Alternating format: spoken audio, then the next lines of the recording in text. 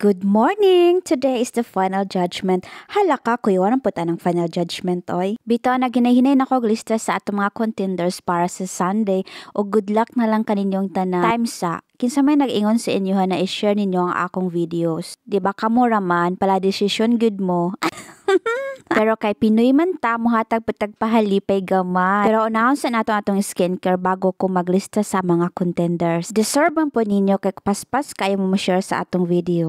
So ayaw lang mo ka-shock ha, kay gamay ra gyud ni atong pahalipay. Tingulingo ra ba aning ato, ingon ko nga dili magguol, dili ma-stress, ug samot nga dili mabikil. Kay kining tanan for the content lamang. Pag storytelling sa takadali, halaka. So ubay-ubay na gyud ang akong na-receive na comment na mayo daw ang akong bana kay dili maulaw. Grabe ka supportive daw sa ako ang mga kabuang. Hindi ang tanan nag-start siya 2021. Lalo na mo anang TikTok no. Dito gyud nag-start ang among tanan kabuang. Halaka. Sa little background di ay sa akong bana usa siya ka Swedish. Kabalo gid mo na ka na mga Swedish ka nakabanadihag Swedish na grabe gina sila ka private. Mura na sila si Private Benjamin.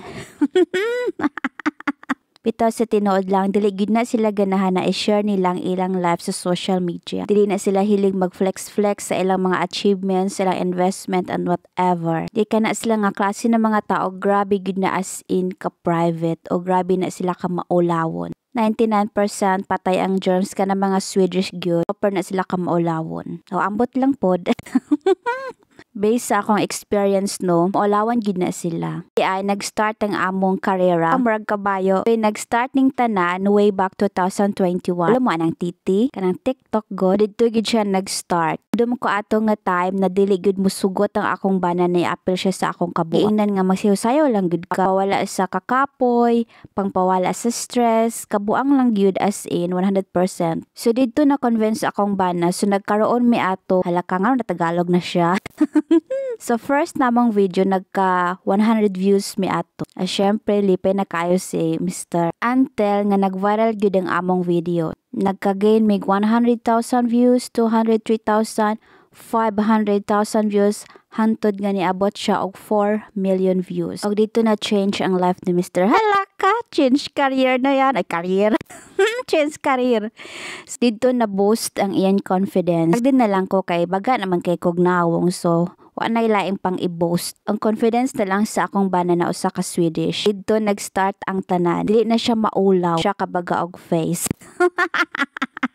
Sorry na good. I mean, kato nag-viral ang among videos, medyo naanay nakailatahay niya. Sa tinuod lang, daghan na inspire, daghan na suya, daghan na lago, and mikos-mikos ang emotion. Naka-receive mi og mga inspired, naka-receive mi og mga hate comment, og tanan. So, dili laliman din yung murag artista ta. Sa tinuod lang, pero wala ako nagmatter sa mga bad comment. Ginalanta na mo ang positive vibes. Nga na din pagsayaw-sayaw na mo diha nga tay, naka-inspire dahil mis mga tao. At the same time, lagot po sila sa amua.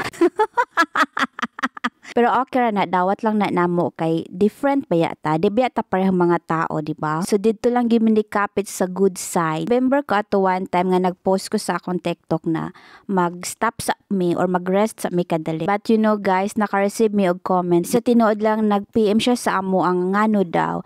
Naka-inspired or na-inspired daw siya sa amuan, naghatag daw mig kalipay. Hala ka, kalipay galer. To be honest mga langga, maka-pressure ba aning social media? Hala! Time sabi marag taas-taas naman ni atong sugilaran basig maabot na tani sa gahom-gahom.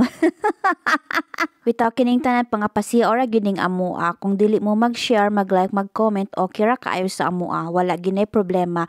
Pero kung inyo man ang buhaton ay thank you kaayo. Deserve po ninyo ay natagag pahalipay. Bahala ginagmay lang good. Basta ang importante gikan na sa among kasing-kasing.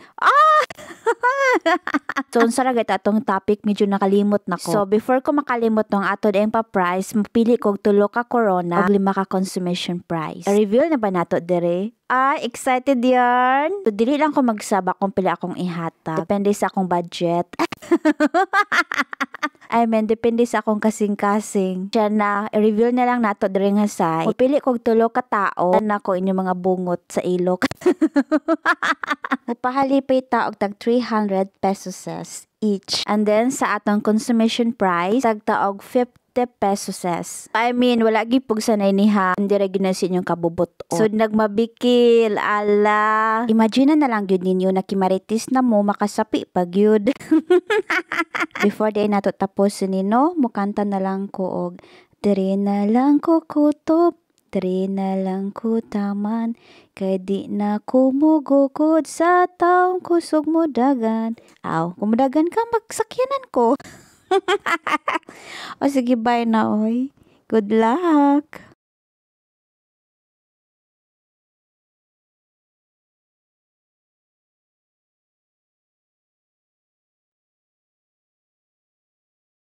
Sige na ay malangan ta ni kalakiha mag-print sa ako or maglista sa ako sa atong mga beloved sharers.